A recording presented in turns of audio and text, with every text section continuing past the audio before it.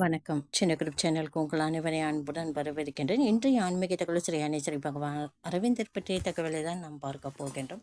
அன்பர்கள் அனைவருடைய பிரார்த்தனையும் ஸ்ரீ அன்னை ஸ்ரீ பகவான் அரவிந்தர் திருப்பாதங்களை சமர்ப்பணம் செய்கின்றேன். நம்பிக்கையான நியாயமான பிரார்த்தனைகள் நிச்சயமாக கைகூடும். இன்றைய பதிவில் விவசாய முன்னேற்ற சம்பந்தமாக சொசைட்டி அன்பருடன் பேச விரும்பி ஒரு நாள் காலை 11 மணிக்கு அப்பாயின்மெண்ட்டை வாங்கியிருந்தார். கருத்தரங்கு சம்பந்தமாக கலந்துரையாடலுக்கு இடையே டாக்டர் செட்டி வந்து விடுவாரோ என்று அடிக்கடி அன்பர் தம் கை கடிகாரத்தை பார்த்து கொண்டே இருந்தார். மணி 12 ஆகிவிட்டது. ஆனால் அவர் வரவில்லை. இது பற்றி சிந்தித்த பொழுது அவர் வருவதை அன்பர் விரும்பவில்லை.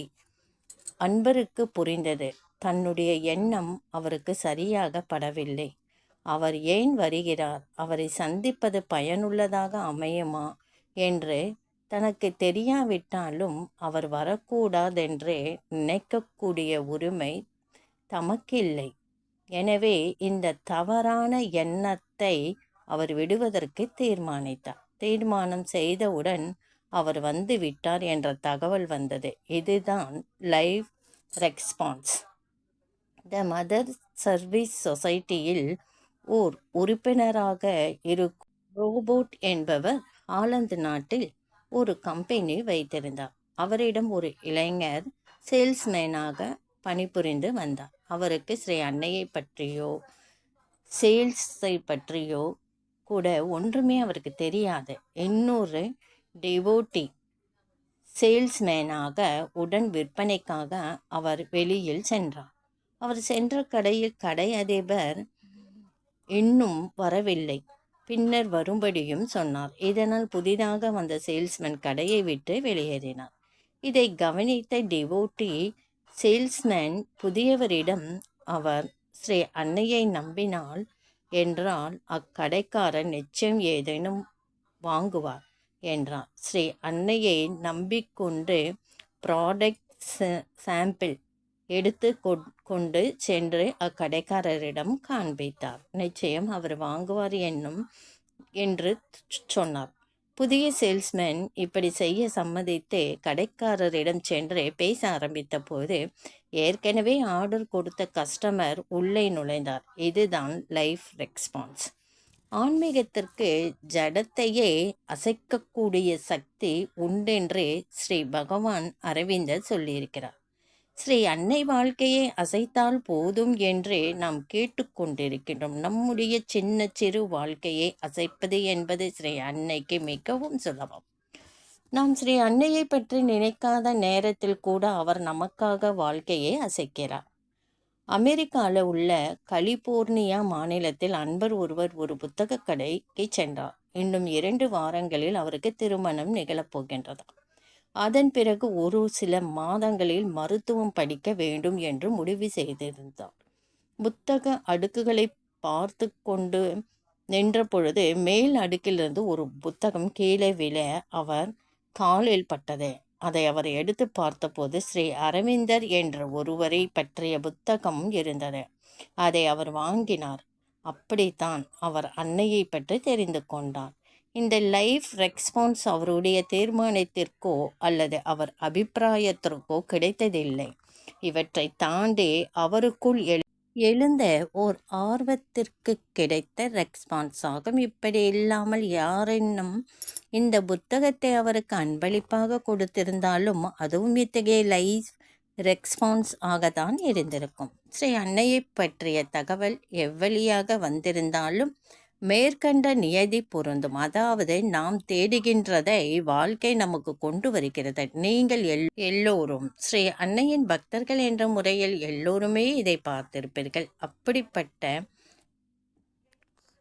ஜோ என்ற அன்பர் அண்மையில் தன்னுடைய பழைய பார்ட்னருக்கு பணம் தர வேண்டி உள்ளது என்றும் தம்முடைய சேமிப்பு கடைசி கட்டத்தில் வந்து விட்டதால் அதிலிருந்து எடுக்க விரும்பவில்லை என்றும் தெரிவித்தார்.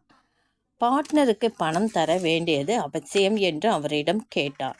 அந்த பணத்தை கண்டிப்பாக திருப்பி தர வேண்டும் என்று அன்பர் பதில் சொன்னார். அதை செய்வதற்கு அவருக்கு கடினமாக இருந்தது. இருந்தாலும் அதை செய்வதென்று தீர்மானித்தால் அந்த சேமிப்பை அவர் ஒரு முதலீட்டாக போட்டு வைத்திருந்தார். இப்பொழுது விசாரித்து பார்த்த பொழுது முன்பை விட 70% அதிகமாக அத்தொகை கூடியது. பணத்தின் மீது வைத்திருந்த பிடியை அவர் விட முன் வந்தபோது லைஃப் ரெஸ்பான்ஸாக அவரிடம் இருந்த பணமே அவர் எதிர்பார்த்ததை விட பல மடங்கு அதிகமாக கூடியிருந்தது. ஓர் அன்பர் தம்முடைய பிஸ்னஸ் இன்டர்நேஷனல் ஆர்கனைசேஷன் நேர்த்தியாகினார் என்றால் அதற்கு மார்க்கெட் அவருக்கு லைஃப் ரெஸ்பான்ஸை வழங்கும். சுத்தத்தை அதிகரித்தால் பணம் வரும். ஸ்ரீ அன்னை அன்பர்கள் இல்லாத ஒரு சொசைட்டி அன்பரிடம் இருந்தார். நம்முடைய மேனேஜ்மெண்ட் கருத்தரங்கில் கடைசி நாளன்று வந்திருப்பவர்களிடம் பின்வருமாறு அன்பர் சொன்னார். எங்களுடைய ஆலோசனைகள் எதையும் நீங்கள் ஏற்றுக்கொள்ளவில்லை என்றாலும் திரும்பி சென்ற பிறகு உங்கள் இடத்தை சுத்தமாவது செய்யுங்கள். பணம் வருவதை பார்ப்பீர்கள் என்ற 10 வருடங்கள் கழித்து மீண்டும் ஒரு கருத்தரங்கை அதே அன்பர் நிகழ்த்தினார். அதற்கு அந்த கிளையண்ட் மீண்டும் வந்தார். அச்சமயம் அவர் எழுந்து நின்று 10 வருடங்களுக்கு முன்னால் சொன்னதை நினைவுபடுத்தி அதைப்போல் செய்த பொழுது எப்படி நிறைய பணம் வந்தது என்று விவரித்தார். சுத்தத்திற்கு பணத்திற்கும் ஒரு தொடர்பு உண்டு. இதை நன்றாகவே உணர்கின்றனர். ஏன் ஒரு சில சமயங்களில் மட்டும்தான் இத்தொடர்பை நாம் பார்க்க வேண்டும்? எந்நேரமும் வாழ்க்கை நாம் கேட்பதை கொடுப்பதற்கு நாம் என்ன செய்ய வேண்டும்? உங்கள் வாழ்க்கையில் அதிர்ஷ்டத்தை உற்பத்தி செய்து கொள்ளுங்கள் என்று ஸ்ரீ அன்னை அன்பர் சொல்லும் பொழுது இப்படி வாழ்க்கையில் உள்ள லைஃப் ரெஸ்பான்ஸை வரவழைக்கக்கூடிய ஒரு திறமையை தான் சொல்கின்றார். அதாவது நம்மை நோக்கி பொருளும் நிகழ்ச்சிகளும் வருவதற்கு ஏற்ற சரியான மனோபாவம் நமக்கு வேண்டும் என்கிறார். நம்முடைய திறமைகளை எல்லாம் பயன்படுத்தி அதே சமயம் ஸ்ரீ அன்னையை நம்பி செயல்பட்டோம் என்றால் நமக்கு வேண்டிய அளவிற்கு கஸ்டமர்களும் வருவார்கள், பணமும் வரும் என்று அந்த அன்பர் சொல்கிறாரு. அற்புதமான பதிவு லைஃப் டிவைன் என்ற புத்தகத்திலிருந்து இந்த பதிவு தமிழாக்கம் செய்தவர் என் அசோகன் சார், அதாவது ஸ்ரீ கர்மயோகி ஐயாவின் மகன். அற்புதமான புத்தகங்கள், வரிகள் ரொம்ப அற்புதமாக இருந்தது. எப்பவுமே தூய்மை ரொம்ப முக்கியம். ஸ்ரீ அன்னை வலியுறுத்துவது தூய்மையை தான். தூய்மையாக நம் இடத்தையும் நம் சுற்றுப்புறத்தையும் வைத்து கொண்டால் பண வரவு தானாக வரும். அதையும் நம் ஒரு பக்கம் இருந்தாலும் நம் உழைப்பும் ஒரு பக்கம் இருக்க வேண்டும் என்று ஸ்ரீ அன்னை சொல்கிறாங்க. நிறையா அன்பர்கள் உணர்ந்திருப்பார்கள். கஷ்ட காலத்தில் வீட்டின் தூய்மைப்படுத்தினா ஏதாவது ஒரு வழியில் அவங்களுக்கு பணம் வருவதை கண்டிப்பாக உணர்ந்திருப்பார்கள். நானும் நிறையவே உணர்ந்திருக்கேன். இந்த வீடியோ பதிவு பிடித்திருந்தால் லைக் பண்ணுங்கள், ஷேர் பண்ணுங்கள், சப்ஸ்கிரைப் பண்ணுங்கள், கமெண்ட் பண்ணுங்கள். நன்றி.